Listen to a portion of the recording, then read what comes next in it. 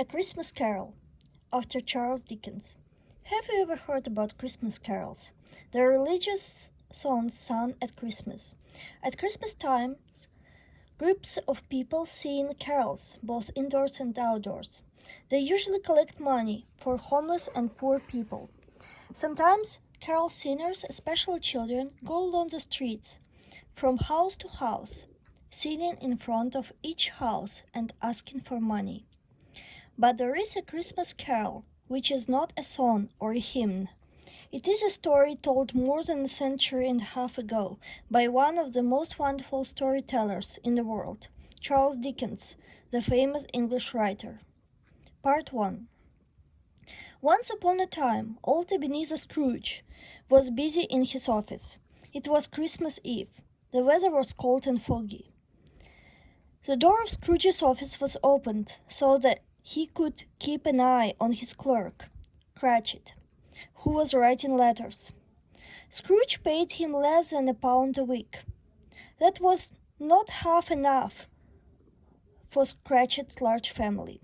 Scrooge didn't like to spend his money. That is why the fire in his office was very small and Bob Cratchit's hands were so cold that he could hardly write. Suddenly, a young and cheerful voice cried, "Merry Christmas, Uncle! God save you!" It was Scrooge's nephew. "Humbug," said Scrooge, using his favorite word. "Merry Christmas! You have no right to be merry. You're poor." Scrooge was telling the truth. His nephew was poor, but he was a happy man because he was married to a woman whom he loved. Scrooge could not understand that. He thought that love was even sillier than a Merry Christmas.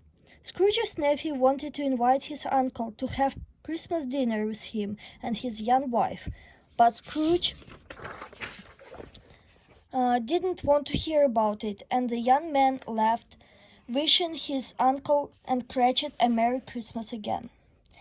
5 minutes later, Scrooge had 2 more visitors with paper in their hands. They were collecting money for poor people and told Scrooge that thousands of people were in need of the simplest things, even food and clothes. This time Scrooge got really angry and refused to give money for charity. He said that the place for poor people was in prison or the workhouse. Seeing that it was useless to say anything more, the 2 men left. It grew colder and colder outside. The fog and darkness thickened so that the ancient church tower was hardly seen. A boy sang a Christmas carol outside the front door of Scrooge's office. Scrooge got even angrier.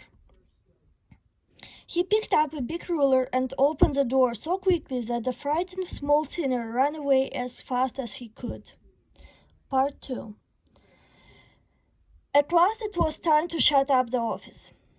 The next day was the 25th of December, and the office had to be closed for Christmas Day. As soon as Scrooge walked out, Bob Cratchit closed the office and ran home. He didn't put on a coat, as he didn't have one. He ran home to play Christmas games with his children. Scrooge took his melancholy dinner in his melancholy tavern, read several newspapers, and went home to bed. His house was old and dark, for nobody lived in it but Scrooge. He was sitting alone before his small fire when he heard his doorbell ring. Then the heavy door of Scrooge's room opened and Scrooge saw a ghost. Scrooge recognized him at once. It was the ghost of Marley, his partner, who had died several years before. Marley's ghost was wearing a long and heavy chain. Scrooge became very frightened. "Why do you trouble me?" he asked the ghost. Marley's ghost explained that he had been very selfish when he was alive. He had been interested only in money and had not cared about people outside his office. Now he had no rest and no peace. "I wear the chain I made in life, link by link. Do you know, Ebenezer Scrooge, the weight and length of the chain you wear yourself? I'm here tonight to tell you that you still have a chance and hope not to go my way. Tonight you will see three spirits. The first will come at 1 in the morning. With these words, the ghost walked to the window and disappeared into dark night. And Scrooge went straight to bed without undressing and fell asleep at once. On the next day, Ebenezer Scrooge had three visitors: the ghost of Christmas past, the ghost of Christmas present, and the ghost of Christmas yet to come. With the first ghost, Scrooge traveled to the past and remembered how lonely and unhappy he was once long ago when he was a schoolboy. He remembered his kind sister who brought him home from school on Christmas Eve many years ago, and they were together and had the merriest time in the world. His sister had a large, kind heart, but she was not very strong and died soon after she had a child, Scrooge's nephew. The ghost of Christmas present changed Scrooge's home completely. He hung the walls with evergreens, holly, mistletoe, and ivy. He made a bright fire in a fireplace, filled the room with turkeys, geese, meat, pies, puddings, cakes, and fruit. Then the ghost took Scrooge to Bob Cratchit's poor house. Bob, his wife, and their 6 children were at home. They could not see Scrooge, but he could see and hear everything. The smallest boy, called Tiny Tim, was a very weak child, and it was clear that he would not live long. Mrs. Cratchit cut up the goose and then brought the pudding in. There was not enough food for such a large family, but nobody noticed that. Everybody said to Mrs. Cratchit how much they loved the goose and the pudding. "A Merry Christmas to us all, my dears," Bob Cratchit said. "God bless us."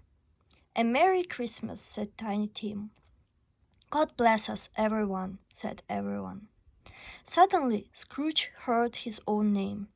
"Let's drink to Mr. Scrooge, who gave us this dinner," Bob Cratchit said. "Long life to him, a Merry Christmas and a Happy New Year." They were not a rich family. They were not well dressed.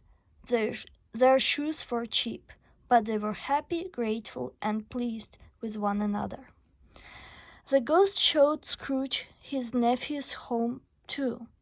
There's Scrooge's nephew was talking to his wife. They were talking about him. "He's a funny old man," said his nephew, "and he isn't very pleasant either. His money is of no use to him. He can't do any good with it. I can't be angry with him. I'm sorry for him. I'd like to drink to his health. A Merry Christmas and a Happy New Year to the old man."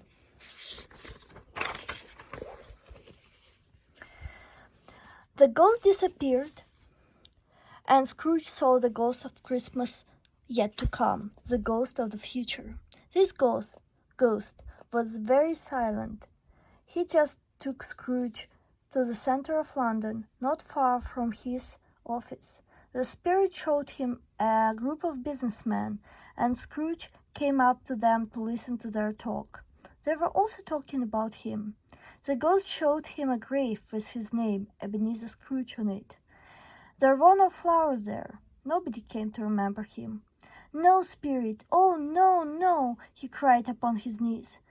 "I am not the man I was. Good spirit, I'll start a new life. I will keep Christmas in my heart all the year. I will live in the past, the present, and the future. I will always remember this lesson."